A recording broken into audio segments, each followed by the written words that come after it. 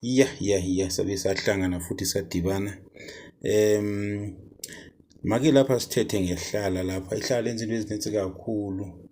Uyakwazi ucupha ngalumzi. Lezi zinto ezininzi nje ihlala ongenza ngazo. Kodwa ke sithethe ngento ebalulekileyo eyingxaki komama abaninzi abadibana nayo. Uthola umuntu khona mama abaphunyelwa zizisu njalo ufumana uba bathola miscarriages bangaluthola uncedo oluphelele. Kodwa ke nalo uncedo ke lwamahala enizokwazi ukuthi nizincede ngalo nanixa ngabandibana nengxaki. Yabona ihlala uyakwazi ukuthi uthathe xa ngabe unengxaki yokuphunyelwa sisisu. Uthathe ihlala ulitshise njengoba linjalo litshe lonke nembewu yakhona ngaphakathi. Uligube libe yinsizi. Uliphuze ulikhothe xa ungumama. Liyenza ukuthi isisu sikwazi ukuhlala kahle ngaphakathi ungabikho ngxaki nomntwana. Iyanceda kakhulu xa unengxaki enjalo.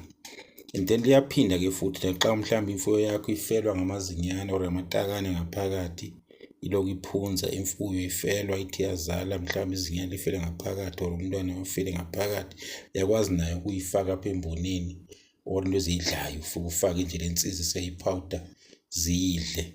Iyazinceda kakhulu into ezinjalo. Niphinde nibonge futhi ukuthi ndiyazi ukuthi kunzima ukuqala into njengalena, kodwa ke ngenxaso yenu nizokwazi ukuthi nisupporte ndikhule lapha, ndizokwazi ukuthi ngiqhube ndinike imfundiso. Lapha ke into ezokwenzeka lapha nizothatha ama-first subscribers azoba ngu-15, and then wakhona ukuba abangabantu abafuna ufunda amayeza ababatsha abangabi nolwazi olupheleleyo. Soxhumana sidibane senze igroupu ngikwazi ukubafundisa amayeza nyana ambalwa ukwenzela nabo bakwazi ukuzimela.